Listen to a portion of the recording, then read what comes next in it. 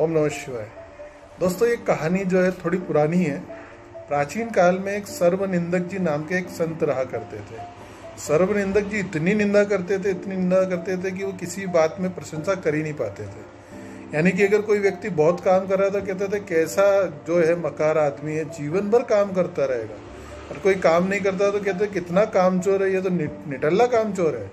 इस प्रकार से वो पूजा करने वाले को जो है मक्कार कहते थे और जो पूजा नहीं करता था उसको धिक्कार कहते थे। यानी कि हर व्यक्ति की वो किसी न किसी रूप में निंदा कर ही दिया करते थे। अब उनकी ये निंदा का गुण जो है वो चारों तरफ फैला हुआ था, इसलिए उनका नाम धीरे धीरे सर्व से सर्वनिंदक रख दिया गया। अब सर्वनिंदक में वो बड़े प्रसन्न होते थे कि ठीक है जो भी है, पर मेरी एक कीर्ति, मेरा एक यश तो फैला हुआ है सब दूर। तो सर्वनिंदक जी जो है चारों तरफ प्रसिद्ध होते गए। यह बात नारद जी को पता चली तो नारद जी भगवान विष्णु के पास पहुंच गए। भगवान विष्णु से उन्होंने कहा कि भगवान ऐसे ऐसे एक संत हैं, उस धरती पर रहते हैं, बड़ी निंदा करते हैं। तो भगवान विष्णु ने कहा क्या बात कर रहे हो? हाँ, अरे भगवान देखिए, वो हर किसी के बारे में इस तरह की बातें करते हैं, वो किसी की तारीफ तो करते ही नहीं है, वो निंदा ही करते रहते हैं। तो विष्णु जी ने कहा एक काम करो, उनको भोजन पे अपने घर ले आओ। तो तुम जब उन्हें अपने यहाँ भोजन पे लाओगे तब हम विचार करेंगे कि उनके साथ क्या किया जाना चाहिए। तो विष्णु जी की बात सुनकर नारद जी चले जाते हैं और उन संत के पास जाकर बातचीत करते हैं, उनको बताते हैं कि विष्णु भगवान ने आपको भोजन के लिए आमंत्रित किया है। तो बड़े खुश होते हैं कि भगवान विष्णु ने आमंत्रित कर लिया, ये तो बड़ी अच्छी बात है। तो विष्णु जी के पास वो चले जाते हैं, नारद जी उनको साथ लेके जाते हैं। वहाँ पे माता लक्ष्मी जो है वो सुंदर भोजन बनाती है, बहुत स्वादिष्ट भोजन बनाती है और सर्वनिंदक जी बैठ के जम के भोजन करते हैं, खूब भोजन करते हैं। और जब खूब सारा भोजन कर चुके होते हैं तब वो कहते हैं, भगवान विष्णु पूछते हैं कि बताइए भोजन कैसा बना। तो बड़ी तारीफ करते हैं, आहा क्या भोजन था, क्या व्यंजन थे, क्या मीठे पकवान थे, आहा मजा आ गया, मैं तो तृप्त हो गया भगवान।